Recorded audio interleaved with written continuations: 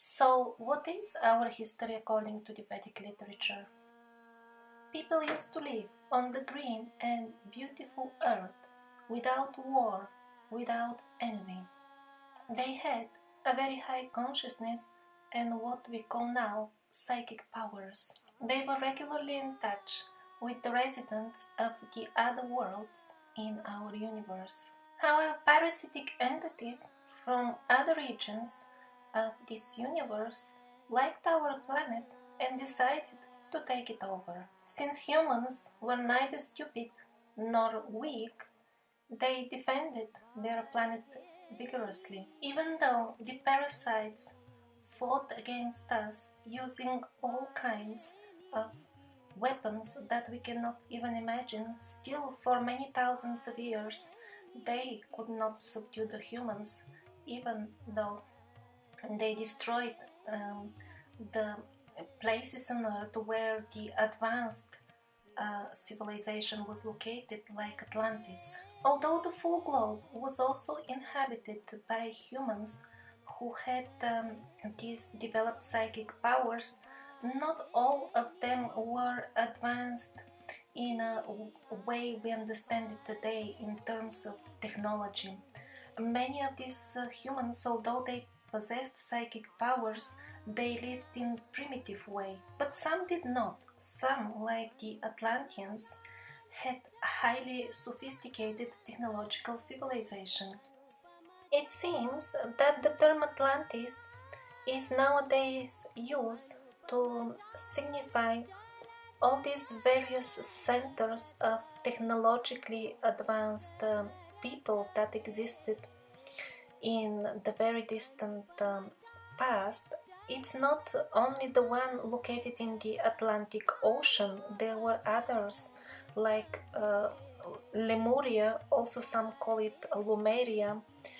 There is another center probably in Malta and few other places, but since we know very little about them, Atlantis has become kind of a collective term to address all of them.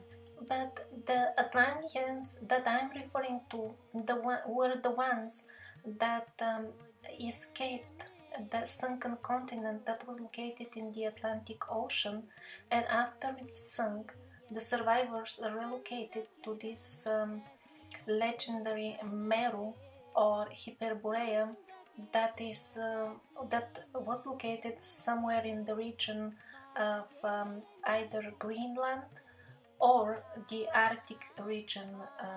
The weather at that time in Meru was tropical and very pleasant. Later on, they were forced to abandon their abode and spread all over Europe and the full planet when the ice started invading their home. Although the parasites did not hesitate to use any type of nasty weapon against the humans, their main approach, their main goal was lowering the consciousness of the humans and thus making them weak and vulnerable.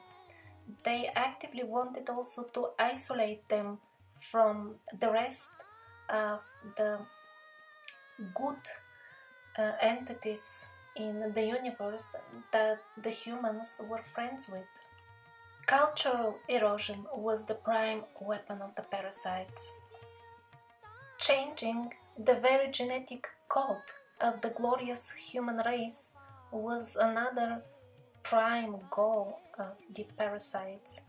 The monsters that were created in the underworld laboratories are mentioned in endless number of historic records. For example, this one is a Chinese book describing these hybrids or monsters of the underworld. The parasites were sending hybrids that were meant to pollute the pure human gene pool.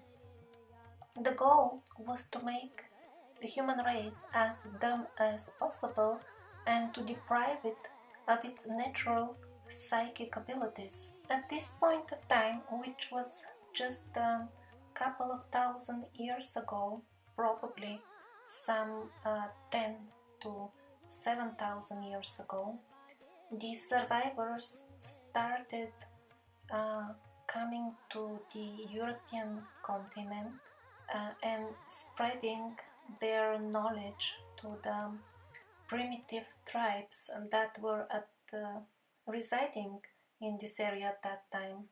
This relocation is described in the book of Veles, which escaped the medieval cleanup of the real history and was found in wartime in Russia by an artist who at that time was a soldier. He kept the book with himself till the war was over.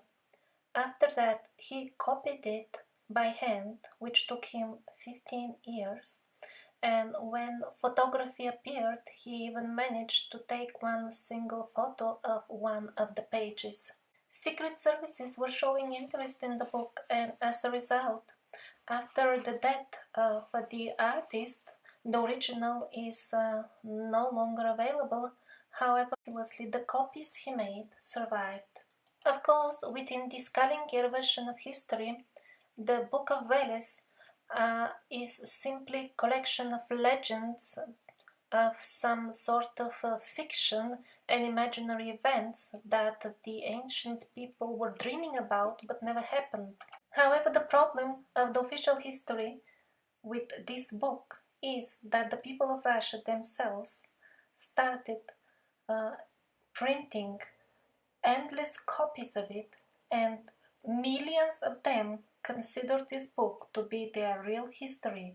They do not believe the lies they hear in school, and they swear this is our real history, it is not what we hear in school.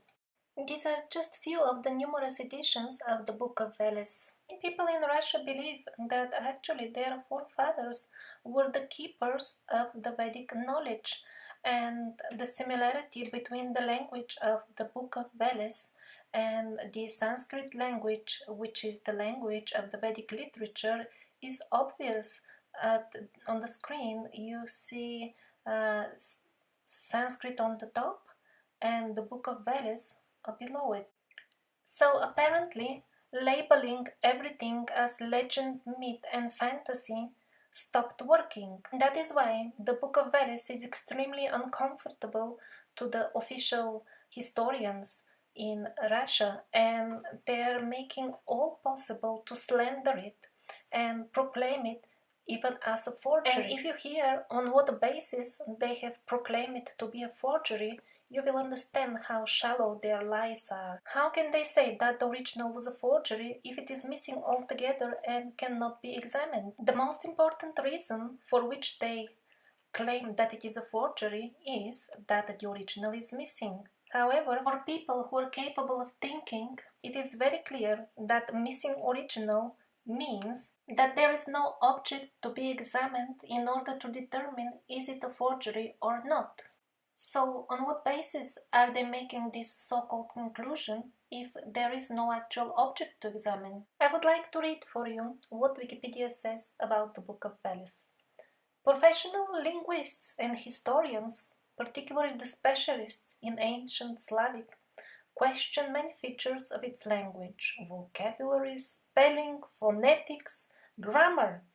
These features seem to indicate that the text was forged by someone with superficial knowledge of Slavic. Millions of people read and believe Wikipedia, and after reading such things, they will actually get the impression that some sort of real scholars have been doing a real study of this work and have made some sort of scientific conclusions on the basis of comparing it with other Slavic works in this language.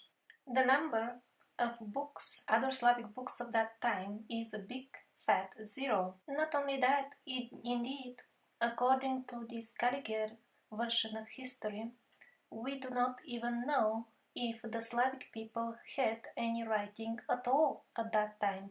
This is still under question because of the absolute absence of any written record. And again, that is their own version of things. The Book of Veles is the only book that we have now that is written in this particular language.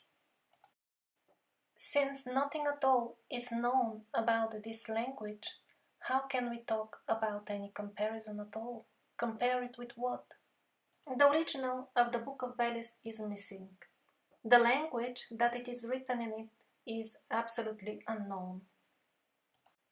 Hence, we have no basis of any comparison or any other source to make any conclusions at all about the legitimacy of this book, except the consistency of the story that it tells, the consistency with the other legends and books that are definitely genuine, like the Vedic literature. So what can we learn about our true history from the Book of Veles?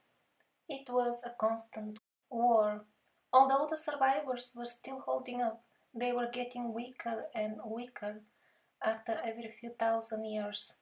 They won an important war some 7,000 years ago with somebody who at that time resided where now China is. That is why when the modern calendar was introduced in Russia, before that people considered that there has been 7,000 years since the signing of the peace in the Star Temple. That victory must have been very important for the survivors, and that is why they started a new calendar from that point on. Even until now, in the remote villages in Russia, where people still live in a very traditional way, many of them remember and think that now it is year 7,523 from the signing of the peace in the Star Temple. The Book of Vedas also describes in detail how the survivors spread in smaller groups over the area of Europe and Asia. And although that story doesn't fit with the Scaliger version of history, it fits very well with the most recent DNA data about how the Caucasian people were gradually spreading over Europe and Asia. The survivors were still in touch with noble, wise beings from other planets who were regularly helping them to escape the continuous attacks of the parasites. When you let go of fear, the truth will appear, so simple and clear. When you let go of fear, the truth will appear, so simple and clear. There's a feeling inside, so deep and so wide, so open and free. When love is revealed, all beings are healed, so naturally. When you let go of fear, the truth will appear, so simple